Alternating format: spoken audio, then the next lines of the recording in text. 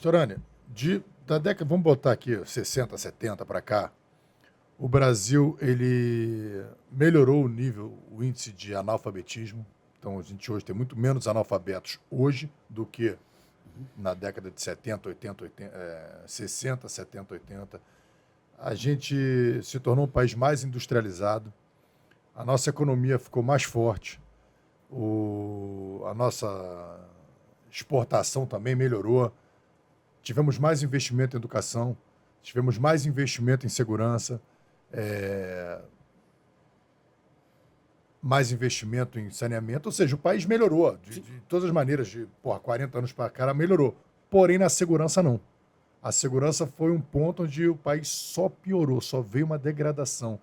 O que você atribui a essa piora gradativa da violência que a gente nunca consegue? A gente avança, parece que avançou, mas regride para índices piores. Por exemplo, na época da UPP, que parecia que a gente tinha, de uma certa forma, pacificado. Não quero que você fale da UPP exatamente, mas de uma forma geral, uma análise geral.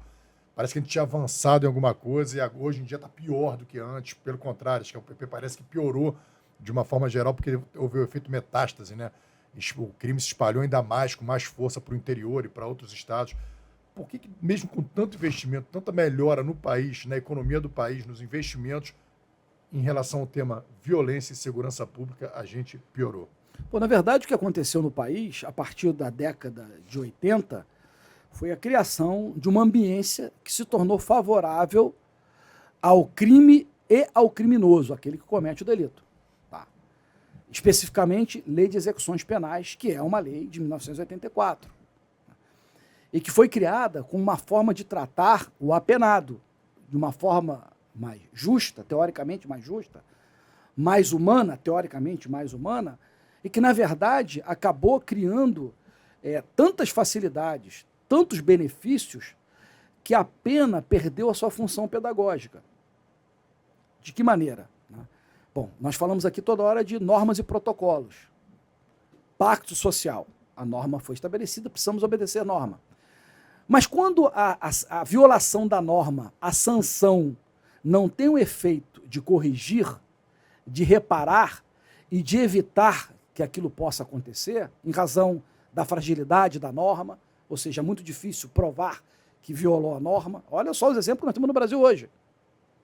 Um presidente da República condenado em 3 instâncias por uma questão de CEP, foi anulado o processo, e a partir daí criou toda uma reação em cadeia, né, de liberação de um monte de corrupto, desviador de dinheiro público, de quadrilhas que foram montadas para assaltar os cofres públicos. E estão aí de volta na vida política, né, e falando, e acusando, enfim. Então você criou um ambiente por conta de um momento político histórico brasileiro, que é o retorno dos nossos exilados políticos que concorreram a cargos eletivos, que foram eleitos tanto no Legislativo quanto no Executivo, e que no Congresso Nacional começaram a produzir normas muito condescendentes que, na verdade, talvez fosse criar facilidades para eles próprios, se cometesse alguma norma, ou violação da norma, ou normas que, se eles cometeram lá no passado, não seria mais alcançável se viesse a cometer novamente. Então, nós estamos falando de, primeiro, progressão de regime. Cumpre proporcional da pena e progride de regime. Baseado no seguinte argumento, que é um argumento importante. A cadeia não corrige ninguém. Quem disse que a cadeia foi feita para corrigir alguém? A cadeia não reeduca ninguém. E quem disse que a cadeia foi feita para educar nesse sentido? Não. A cadeia é para dar uma pena para aquele que violou a norma. Se ele não foi educado pela família, amigo, não quer dizer que o Estado não tem mais essa função.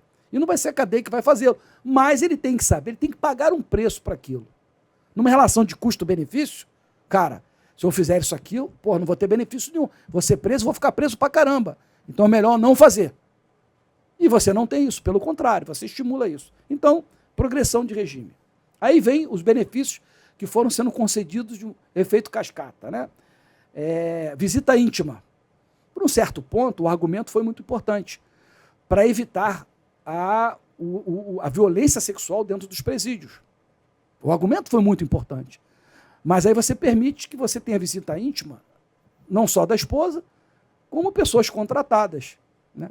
No caso, prestadora de serviço. Mas também pessoas que vão levar informação e vão trazer informação de dentro da cadeia. Quantidade de advogados que podem atender um determinado preso. Infindáveis, mesmo não estando no processo. Aí depois disso, né, além disso, na verdade, que é um absurdo, auxílio reclusão. Cara, é um absurdo. A pessoa que foi morta pelo homicida, que acabou sendo preso, a família não vai ter nenhum ressarcimento.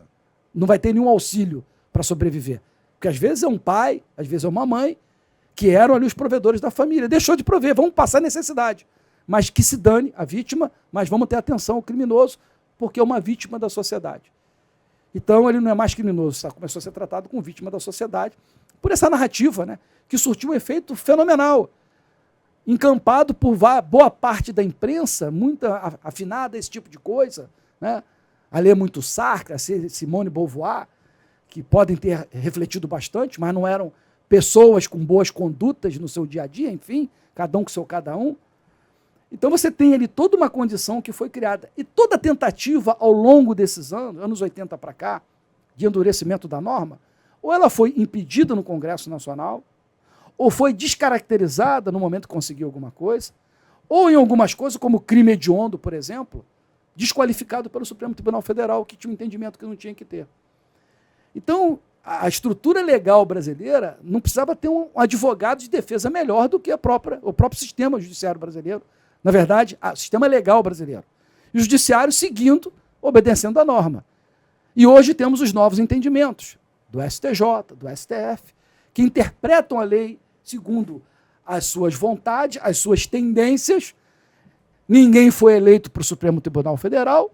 Normalmente foram escolhidos em razão das afinidades ideológicas. Está aí o exemplo dos dois últimos, né? E não só ele, mas outros tantos, e que comete verdadeiros arroubos nas suas decisões. Lá o Toffoli cancelando uma dívida da JBL, lá no caso, né, de bilhões, e que, na verdade, foram dívidas que foram reconhecidas por ele, do acordo de leniência. Eles confessaram. Eles confessaram. Gente, porra, é uma coisa assim que parece que só numa república de bananas que a gente vai ter um troço como esse, e acontece no Brasil.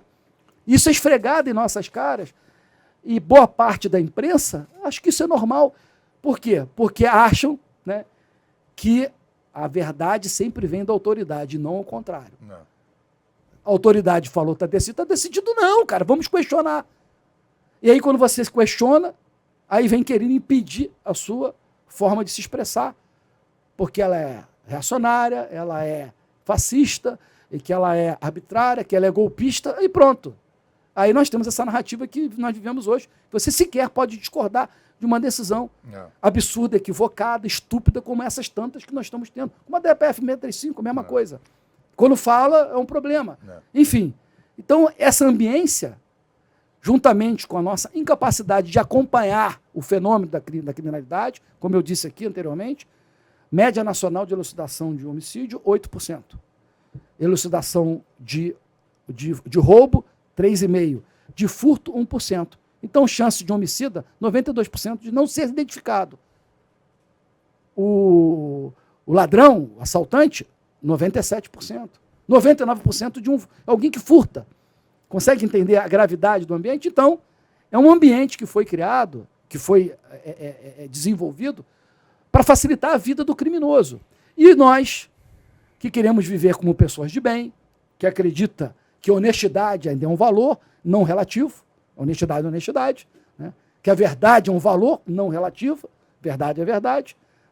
Hoje nós estamos pagando um preço de ver isso e no máximo que pode fazer é nós nos indignarmos. E num ambiente como esse podemos falar a respeito por enquanto. Por enquanto. Por enquanto. Vamos aproveitar, porque agora mesmo não vai poder mais, porque está caminhando para essa... Não, já vivemos uma ditadura. Ninguém percebeu isso?